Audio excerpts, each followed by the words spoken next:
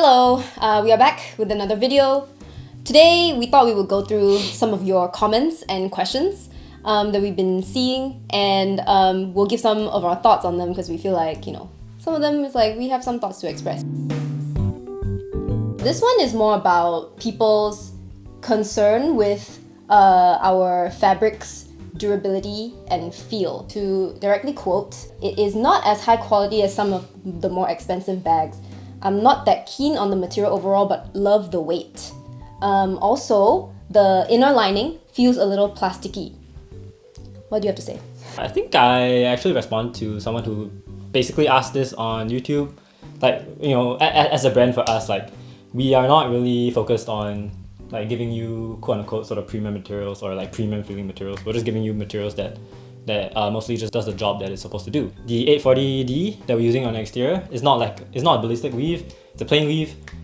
We find it to be more than durable. We've done some testing on our end with the manufacturer that we work with in terms of just like abrasion testing and whatnot, and they generally just pass just sort of like industry standard abrasion testing metrics. To go back to like why we're not using a ballistic weave, I don't know, like, for the people who want us to use ballistic deniers, I don't know if you're talking about specifically just like 840 denier ballistic nylon or like a 1050 denier ballistic nylon or like a 1680 D ballistic nylon, because they're all different deniers.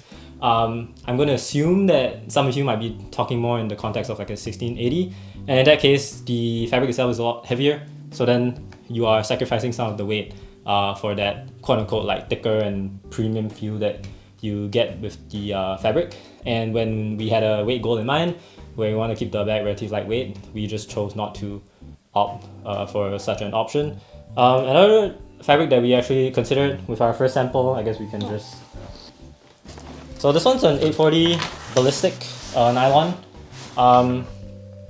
We have it in hand, and we can tell you from just our own experience that honestly it feels pretty similar to the 840 plain weave that we're using right now. Personal preference. Yeah, you can have your own experience with this, so ultimately it's just our own opinion. But ultimately, even with an 840D ballistic, it is still slightly heavier than the plain weave that we are using, and so we just felt like the trade-off is not particularly worth it, especially when you consider the fact that for ballistics, they generally only come in set color options, and so it's hard to customize the color options for potential different colors that we want to offer in the future. And then I guess the comment also talked about the inner lining. Yes. It's a 210 denier ripstop nylon.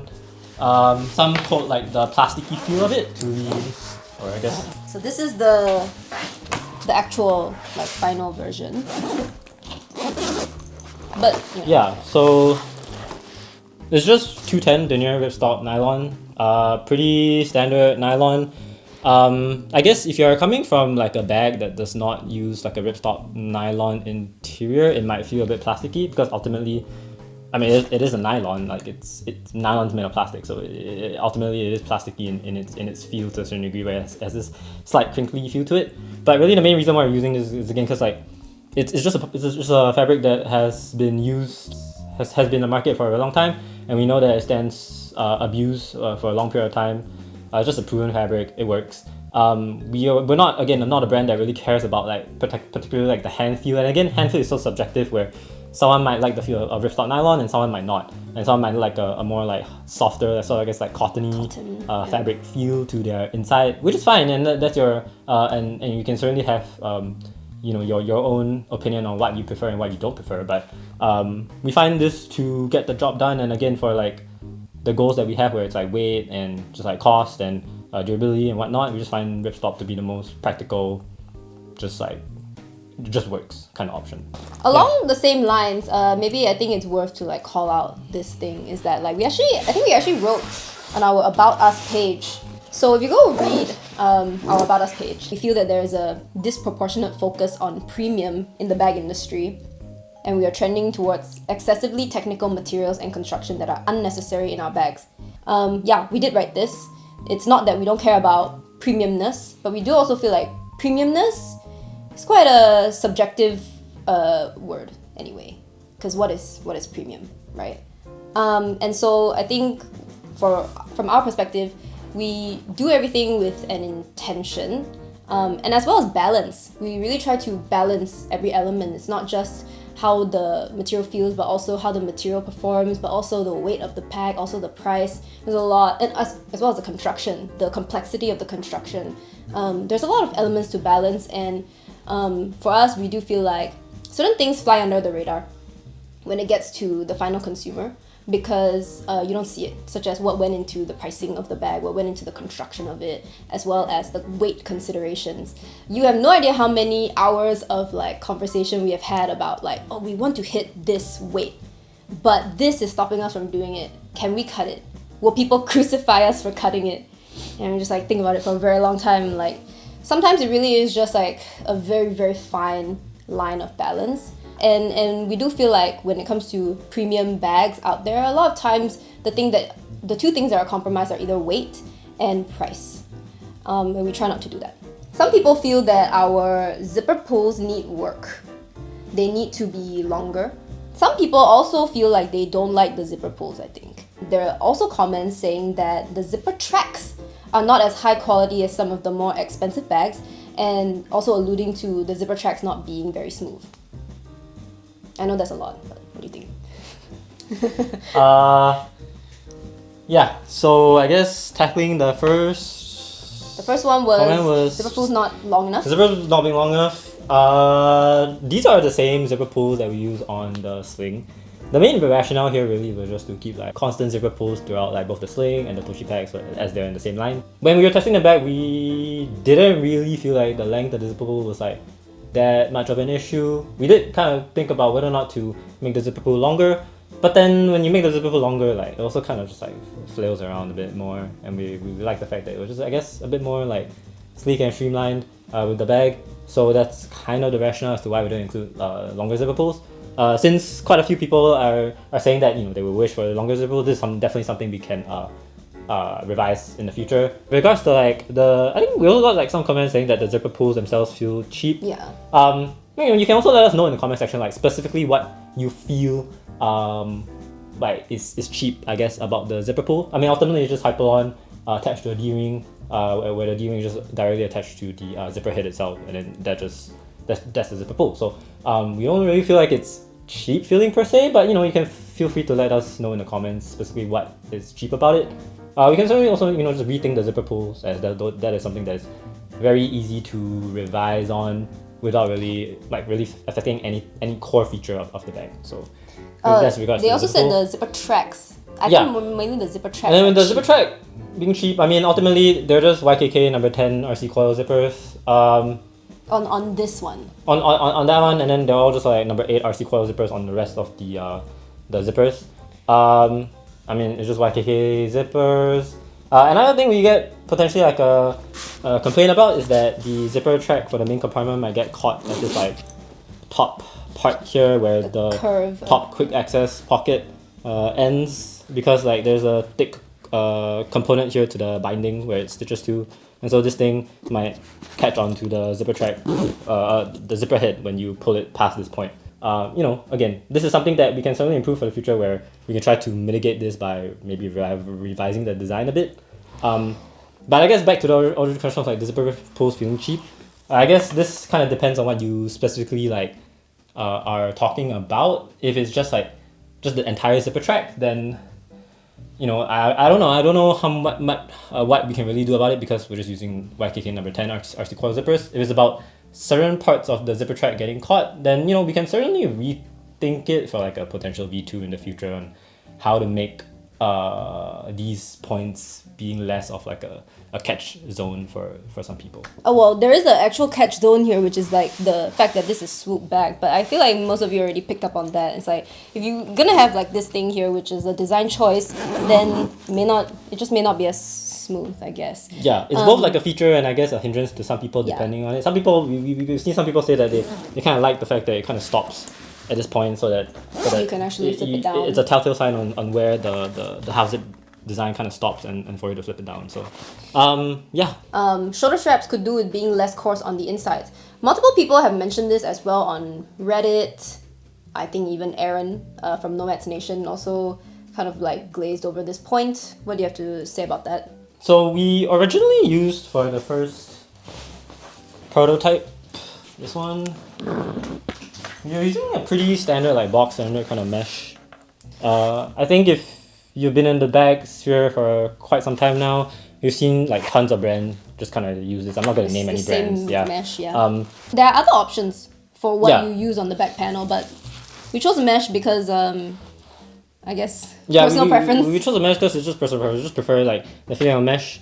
And some people like spandex. I personally don't really like spandex because of the fact that it's like when like the short strap curls with like meshes, you get like wrinkling of the spandex itself, Yeah. which is just something we didn't really like, which is why we kind of avoided it. And also we used like spandex for one of the earlier prototypes of one of our earlier products, and that one just Was like pilling. it had like issues with durability, and so we were just kind of scarred by that experience, to be honest. But that doesn't mean that we can't find a good spandex. Yeah, for the and so bag. we're completely open to using spandex in the future, but that's kind of the reason as to why we're just sticking with meshes for now.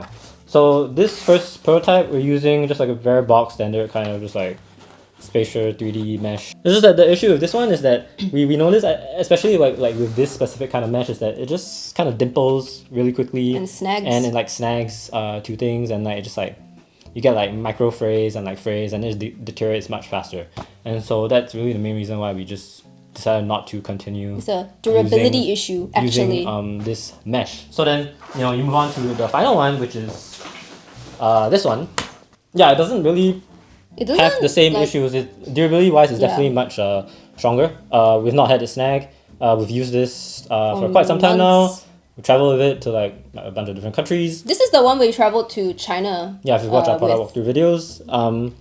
In regards to like smoothness of it or coarseness, we can sort of understand what some people mean by like I guess coarseness. Like if you rub a knuckle on it, I guess it kind of feels a bit like coarser than say like the really standard mesh. But then when you actually sort of wear it on your like shoulders, like bare shoulders or whatever, like, and you close your eyes, I don't know. We did this test internally. We did not find any sort of like significant difference between this mesh and like the other mesh that we were previously using. In fact, we kind of felt like this was just a bit smoother. Yeah. Again, this is just our opinion. You can have your own opinion, but that's kind of just why we ended up using this mesh. But here is where here's the kicker, right? Like when people tell us that it's coarse, do you mean it's coarse when you feel it with your hand? Because in this case, you put a knuckle to it, yes. I feel like it is more coarse than the standard one. But you're not wearing your bag on your hand. You're wearing the bag on your shoulders. So, yeah. And then we're also not really sure whether they're saying it's coarse on the shoulders. And it really then only presents a problem when you are wearing like a tank top. Really what you're picking between is this. If you're wearing a tank top and you feel that this is more coarse than your standard box mesh, or you just don't like it in general, in which case spandex might just be the better option in terms of like coarseness, because it's just smooth. Then the other thing you're considering is the durability, and I guess we chose durability over everything else. One final thing is like price is not really a consideration here. We'll just say right off the bat it's like $4 a yard more expensive than the previous mesh. So It's very expensive. yeah. Again, see this is the whole concept of like like what is premium, because by price this is objectively more premium than like a lot of other meshes out there. But then if you're going by hand feel, some people might find this a bit coarse, and so by that definition I guess cheap. But objectively it's not, because it's more expensive. So premiumness is really subjective, and I guess really to us premium means finding the specific fabric that makes the most sense for the application that we're trying to apply to. We are not I think we are not afraid to, I guess, like ball on something if we feel that that's what we need, and cut back on something if we feel it's unnecessary. So I think this is a good case of that. Bottom compartment is very thin. Can't carry a camera in it. We've answered this quite a few times, but again, I mean, we made it thin so that the bag can compress. If we add padding, it's not going to compress as well, so we just did not add padding. Again, it's designing products with a goal in mind, and in this case, kind of camera protection was not a goal because this is not really a camera sling. So yeah. Well, I think the strap being abrasive comment, we got that, which is why yeah. So we let's clarify this, because we have a new strap. Oh, do we have this? Yeah, it's not yet, but you can find our website. It's a side release smooth strap, so it's using like a seatbelt like material that everyone likes. So if you prefer that, then that'll be a good option for you. The main reason why we went with this is because, again, we have like concerns with durability with seatbelt-like webbing materials. They have a higher tendency to like develop microfrays, and we just didn't like it. This also is lighter, and that's also a key component as to why this 5-liter sling isn't particularly heavy. And yeah, the grippy texture to it also adds a bit of grippiness when you're wearing this thing around. But we do see a lot of people buying this strap, that the smooth strap. So yeah, it's something that we are definitely considering to change for like a V2 or whatever. So, yeah. All right, last thing in this Reddit comment is packs large. I think you just touched on this. Yeah. So I don't really think there's much to touch on again. From our opinion, like we try to list our 5-liter sizing to be pretty accurate, or at least that's how we feel. Like based on our measurements and like what the measurements our manufacturer gives us, this is objectively a pretty accurate 5-liter sling. I think the reason as to why some people might find that this packs large is because of the fact that there are many other proclaimed 5-liter slings in the market that are not actually 5 liters in capacity. So really, yeah, that's our opinion on this. And also, like the previous point is like, if it packs large means you put a lot of stuff in it, and in which case I don't think we can, we will say, defy physics. We cannot defy physics. If you're going to pack a lot into the bag, and it will just look large. But the real point here is that the bag allows you to pack a lot. So, yeah, that's all. Okay, well, I think this one now goes into some of our materials considerations. Are we going to do X-Pack? Love to see an X-Pack. Some people say that, oh, it's, X-Pack for waterproofing. What do you have to say?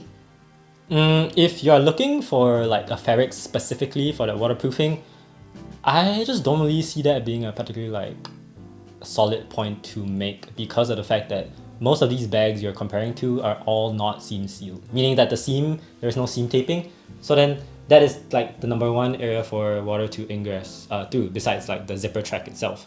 Yeah, you can certainly use like PU coated zippers, like alcohol zippers, which is probably a bit more water resistant compared to like just like DWR coated zippers, or just like regular like sort of reverse coil zippers. But even then, like those, like the seams would soak through eventually, and so then water would seep through that, and no amount of X-Pack is gonna like get rid of seams. I think this again goes back to the question of like, do you want X-Pack because you like the fabric, or do you want X-Pack because it's like waterproof? And if it's the latter, we don't really feel like it actually serves, like it improves like the water resistancy of the product that much more. If you like the fabric, that's a completely different story. Like, yeah, sure, you like the fabric. So that's our thoughts on that.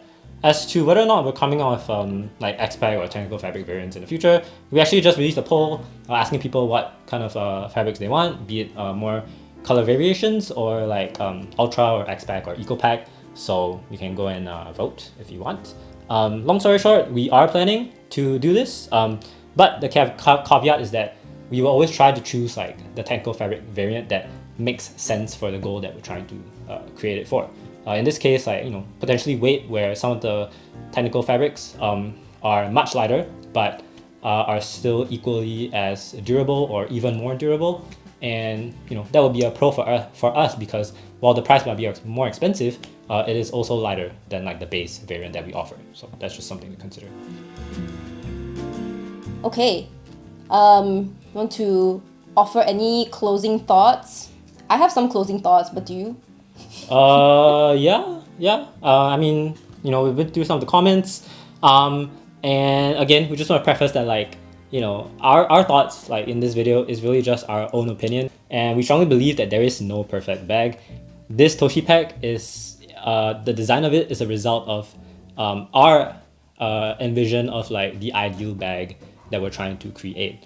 Everyone's needs are different, everyone's preferences are different, so there really isn't a perfect bag. This bag as well can be improved with a V2, a V3, a V4, and to be honest, even if we get to like a V version like 20, it's not going to be perfect, because there's no such thing as perfection, and so we will definitely try to improve on the design.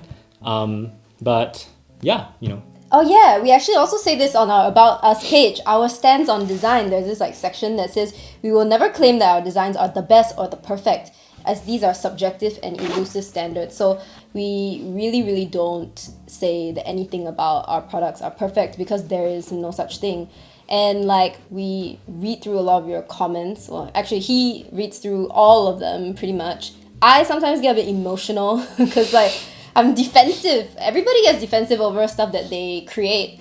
And so like sometimes I'm just like, I don't really want to read it right now, but I definitely will get to it in the end, even though we have accepted that like nothing we create will ever be perfect, but that doesn't stop us from still trying to like take all the feedback in and really like racking our brains to find a good medium and a good balance. But yes, that being said, no such thing as a perfect bag. It might be perfect for one person, but it'll never be perfect for everyone. So yeah, we hope that this video gave you a little bit more insight as to what we're trying to achieve as a brand. Because we do feel like, kind of like the audience we are going for has definitely had a lot of experience with other bags from other brands. Sometimes we're not sure if we, should be kind of like doing things the way that other brands have done before, or challenging the benchmarks that they have kind of like set for the community. So we do try to challenge it, obviously, because we feel like that's our job. Otherwise, we wouldn't be doing the things that we do, because other bags already exist. If we're trying to do the same thing, there's no point. So yeah. If you have any thoughts on this video, you can also leave them down in the comment section below. And yeah, we will see you in the next video. Bye.